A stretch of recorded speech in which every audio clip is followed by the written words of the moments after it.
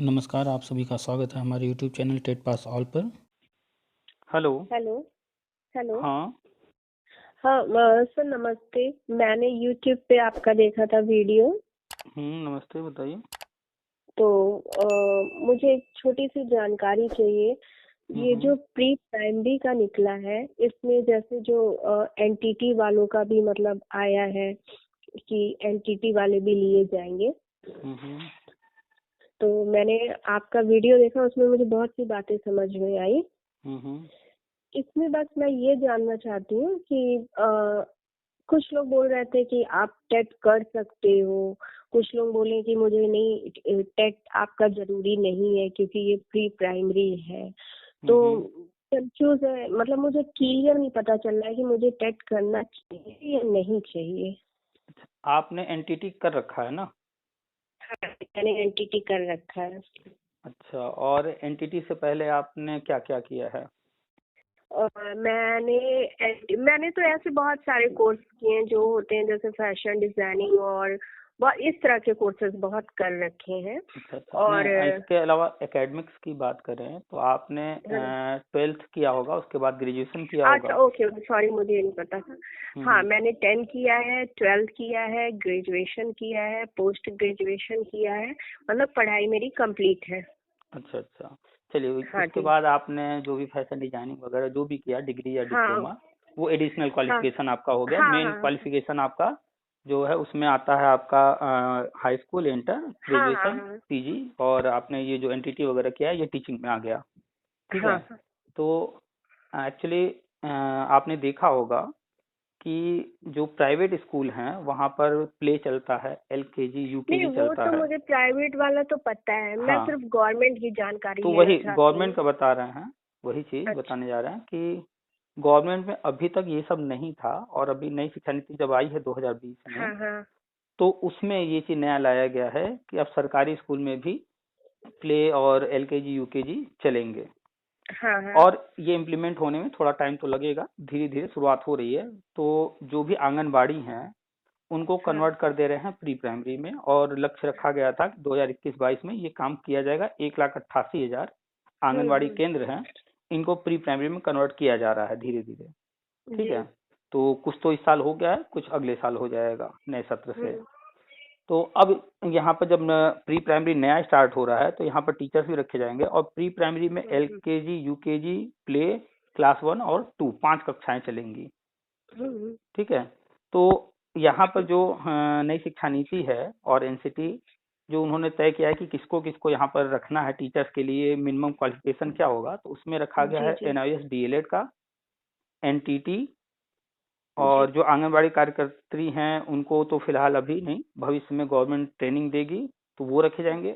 और शिक्षा मित्र, जी। ठीक है, जो शिक्षा मित्र हैं वो भी दूरस्थ से 2 साल का हम्म, डीएलएड किए हुए हैं। तो जी। विशेष तौर पर एनटीटी को यहाँ पर रखा जाएगा, इस पर जोर डाला गया है। सर, नई शिक्षा इसमें नीति आप जैसे ये पढ़ेंगी। हो रहा था कि इसमें जो 2 साल वाले हैं वो खाली उनका होगा। हम्म। और एक क्वेश्चन इस पे ये और है कि जैसे जिन्होंने एनसीटी से किया है उनका होगा, उनका मान्य होगा ये एक्चुअली जो 2013। एनटीटी एक्चुअली जो एनटीटी आपने किया होगा जहाँ जी। से भी, वो आपका एनसीटी से अप्रूवल नहीं होगा। ठीक है। आपका जो कोर्स होगा, जो कॉलेज रहा होगा, उसको जो जी। मान्यता मिली होगी वो एनसीटी से अप्रूव्ड नहीं होगा, वो नहीं कहीं नहीं, वो कहीं। एनसीटी से है एक्चुअली। हाँ, हाँ, मतलब किसी एनसीटी से होगा। उस पे लिखा है, मैंने एक्चुअली वीडियो देखा था आपका ही, तो उसमें हम्म। मैंने चेक किया तो उसमें एनसीटी लिखा था। मतलब वो संस्था कहीं और थी, बट वो दिल्ली से मतलब था हाँ, हमारा। दिल्ली की संस्था है जो कि हाँ। एनटीटी के लिए अप्रूवल देती है, और हम्म कई राज्यों में उनके चलते हैं ब्रांचेज। तो हम्म देखिए, एनसीटीई जो नेशनल हम्म काउंसिल जो है बना हुआ टीचर हम्म ट्रेनिंग के लिए, तो वो एनसीटीई है, वो सारे रूल्स रेगुलेशन तैयार करती है, वो सारे जो अप्रूवल्स देती है, सारे अधिकार उसी के पास हैं। ठीक है। जी जी। तो जो एनटीटी है उसको एनसीटी से तो अभी तक अप्रूवल नहीं था, लेकिन नई शिक्षा नीति में जब इसको जोड़ दिया गया है हम्म। तो अब जो है जल्द ही एक लेटर गवर्नमेंट जारी करेगी, जैसे और सारे लेटर्स जारी हो रहे हैं, गजट हो रहे हैं। तो जल्द ही जी। जो है एक गजट होगा और उसके तहत क्लियर कर दिया जाएगा कि प्री प्राइमरी में किसको किसको लिया जाएगा। तो नई शिक्षा नीति में ऑलरेडी लिखा हुआ है। वही चीजें जब एनसीटी अपने रूल में शामिल करके गजट कर देगी तो फिर जो है नए मानक अनुसार सारी चीजें शुरू हो जाएंगी। तो एनटीटी को लेंगे ही लेंगे। अभी अखबार में भी न्यूज आ चुका है कि 60% या 40% था कि एनटीटी वालों को लेना है। ठीक है, 70। हाँ ऐसे कुछ था। तो 30 अब आप 30 था आंगनबाड़ी का, 30 आंगनबाड़ी का, अच्छा और अच्छा 70 हाँ याद मतलब नहीं है हमें, 30-70 ऐसे कुछ था रेशियो। तो अब जो है आप खुद काउंट कीजिए कि 1,87,88,000 करीब आंगनबाड़ी हैं और 5 कक्षाएं हो गई प्री प्राइमरी में। तो कितने पद हो गए? ठीक है, करीब करीब 9 लाख पद हो गए। अब 9 लाख में मान लेते हैं करीब करीब 2 लाख शिक्षा मित्र। ठीक है, उसमें भी बहुत सारे तो टेट पास होंगे जो प्राइमरी में चले जाएंगे, और जो आंगनबाड़ी कार्यकर्ता है उनको भी हम मान लेते हैं कि 2 लाख 3 लाख होंगे। मान लेते हैं 5 लाख पद इनके द्वारा भर गया। इसके बाद भी तब भी 4 लाख पद खाली रहेंगे। तो पद तो बहुत हैं और एनटीटी वालों को लिया जाएगा, एनआईएस डीएलएड वालों को लिया जाएगा। ठीक है, और रही बात टेट की, तो नई शिक्षा नीति अनुसार प्री प्राइमरी से लेकर के 12th तक के लिए, इंटर तक के लिए टेट अनिवार्य किया गया है। लेकिन वो एक नीति है, उसमें ये प्राविधान बनाया गया है कि भविष्य में ऐसा होगा। अभी तक एनसीटी ने ये रूल जो है अपने यहाँ लागू नहीं किया, अमेंडमेंट नहीं किया है। तो जिस दिन एनसीटी ये लेकर के आ जाएगी, गजट जारी कर देगी कि टेट अनिवार्य, उस दिन से चाहे हो या शिक्षा मित्र हो या कोई भी हो, प्री प्राइमरी में भी उनको आने के लिए टेट देना होगा। लेकिन फिलहाल तो ऐसा कोई गजट आया नहीं है, न ही इस तरह का कोई रूल बनाया गया है। तो अभी जो भी भर्तियां होंगी, चाहे वो शिक्षा मित्र को लिया जाए या एनटीटी वालों को लिया जाए या फिर एनआईएस डीएलएड वालों को या फिर आंगनवाड़ी को, जिसको भी गवर्नमेंट अभी लेना चाहे ये रूल लागू होने से पहले, तो टेट तो देना ही नहीं है। और एनटीटी वाले टेट सर एक सेकंड मुझे क्लियर, टेट नहीं देना है अभी फिलहाल प्री प्राइमरी के लिए टेट लागू नहीं हुआ, इसलिए टेट अभी तो नहीं है। भविष्य में अगर लागू होता है तो देना पड़ेगा। ठीक है, और जो अभी टेट हो रहे हैं प्राइमरी और जूनियर के, इसमें न एनटीटी वाले बैठ सकते हैं, न एनआईएस डीएलएड वाले, न शिक्षा वो हाँ दो ही हैं इस एनटीटी और एनआईएस डीएलएड, ये दोनों ही प्राइमरी और जूनियर का टेट नहीं दे सकते हैं। बहुत सारे राज्यों में कुछ हाईकोर्ट का ऑर्डर हैं जिसकी वजह से लोग बैठ रहे हैं, लेकिन वो हाईकोर्ट ऑर्डर फाइनल नहीं है, वो सिर्फ जो है अंतरिम आदेश है कि इनको दिया जाए, बाकी आगे सुनवाई चलती रहे। मैंने हिमाचल का भी देखा और पंजाब का भी देखा, तो उसमें बहुत ज्यादा नहीं, उसमें ये था कि एनटीटी हो, आपका 2 इयर्स हो एंड 10-12 हो, ये सब मतलब नॉर्मल था। टीचिंग तो लाइन में आने के लिए मिनिमम जो क्वालिफिकेशन है वो 12th है। ठीक है, उसके बाद कोई ट्रेनिंग होती है, आप देखेंगी तो प्राइमरी।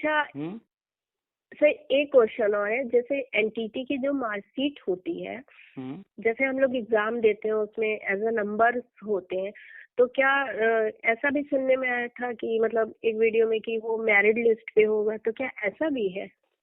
देखिए समय समय पर चीजें चेंज होती रहती हैं। जो नियमावली है उत्तर प्रदेश सरकार की या अन्य राज्यों की, उसमें स्पष्ट लिखा है कि किस आधार पर भर्ती होगी, ये जो है तय करना राज्य सरकार के अधिकार क्षेत्र में आता है, वो मानक बना सकती है। तो होता क्या है, इस नियम का फायदा उठाते हुए जो भी तत्कालीन सरकार होती है वो अपना फायदा देखती है कि हमें कैसे फायदा मिलने वाला है, तो वो नियम बना लेती है। इसी कारण से सारे राज्यों में विवाद हो रहे थे और मैटर सुप्रीम कोर्ट गया कई राज्यों से।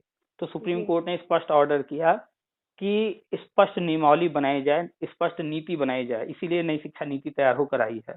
अब जो है नए नए नियम बनाए जा रहे हैं और एकेडमिक का रोल खत्म किया जा रहा है, क्योंकि एकेडमिक में बहुत सारी विसंगतियां पाई जाती हैं। कोई यूपी बोर्ड से है, कोई सीबीएसई से है, कोई आईसीएसई से है, कोई पहले का पढ़ा है, कोई नया पढ़ रहा है, कोई 60-70% के जमाने वाला है, कोई 80-90% के जमाने का है।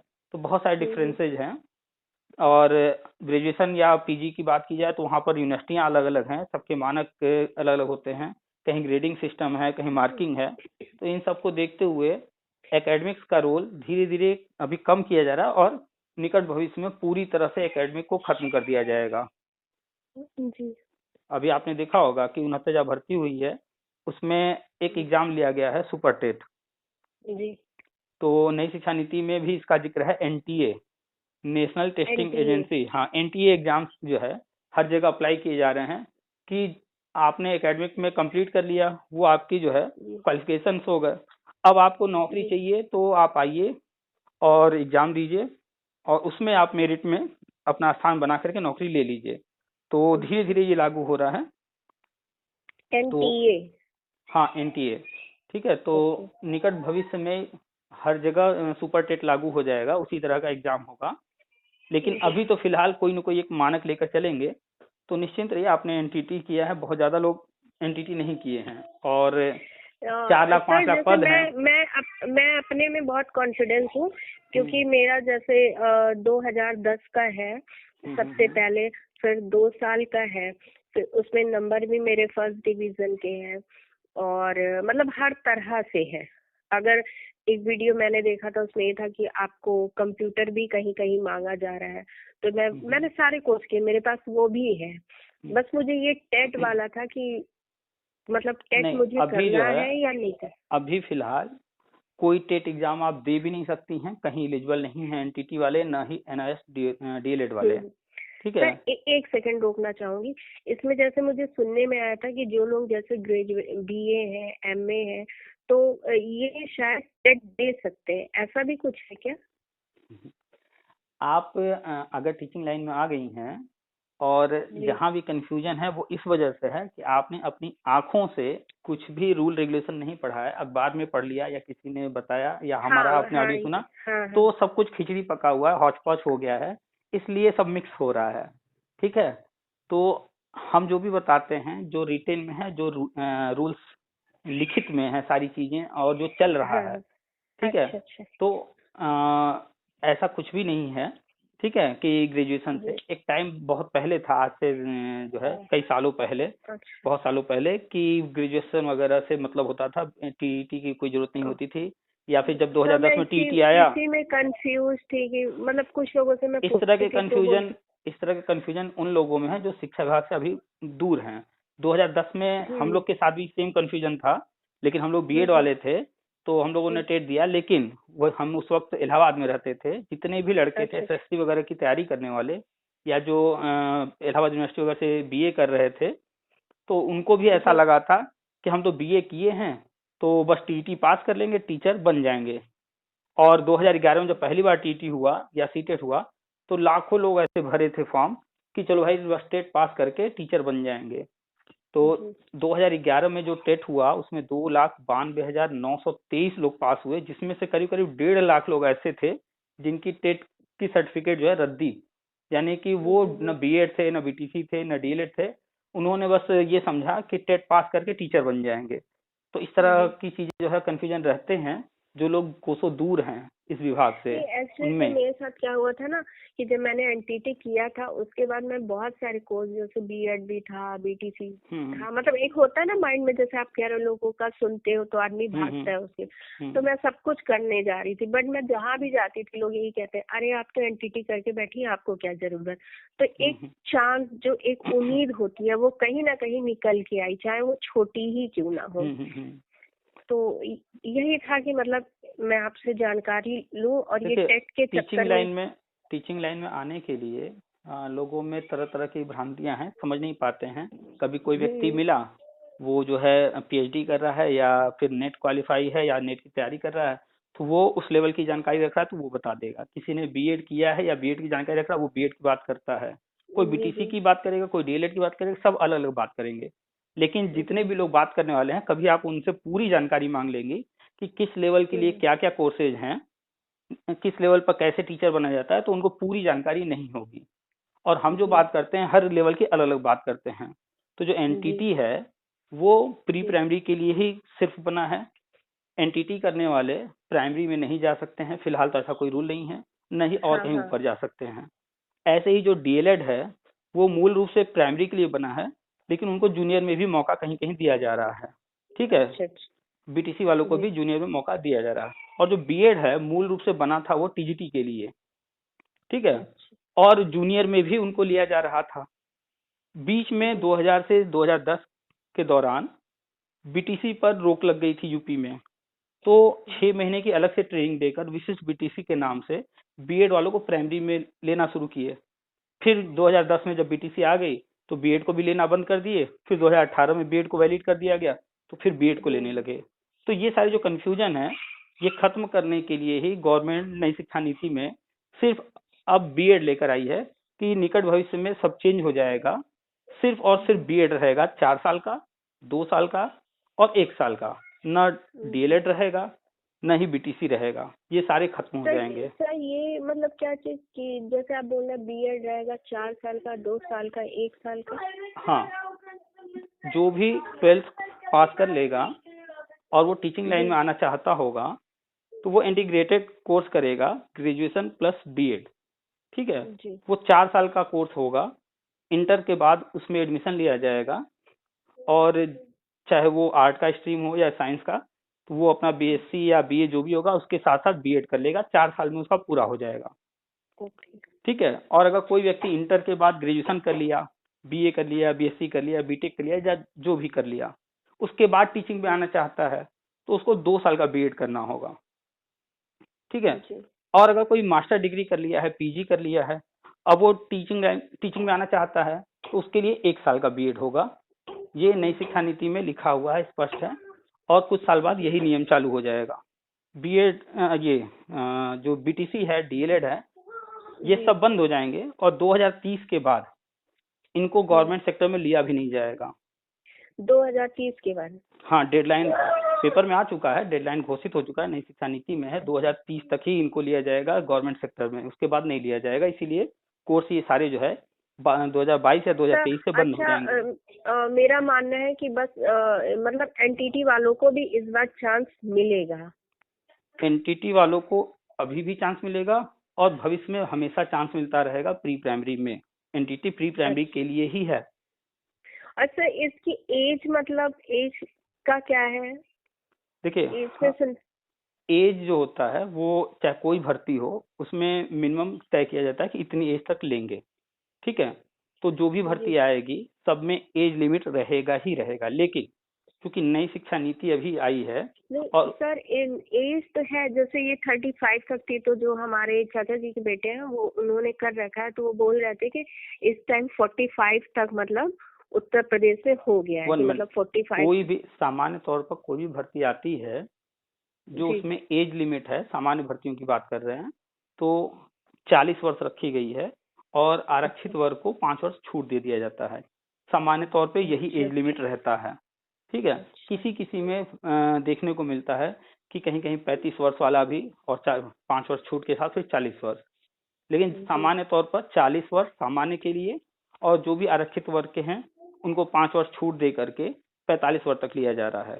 और अभी जो नई शिक्षा नीति के तहत हम सारी चीजें बता रहे हैं, अभी ये जो होना है ये एक मिशन, एक अभियान के तहत होना है। तो जब कुछ स्पेशल कंडीशन होती है तो राज्य सरकार और केंद्र सरकार के पास जो पावर होते हैं उसमें तरह तरह के छूट देने के अधिकार हैं उनके पास। तो ये जो होने जा रहा है इसमें जब लेगी सरकार तो इसमें कोई एज लिमिट नहीं होगा। 60 साल 62 साल जो भी वो अंतिम रख दे तो वहां तक के लोगों को लेंगे।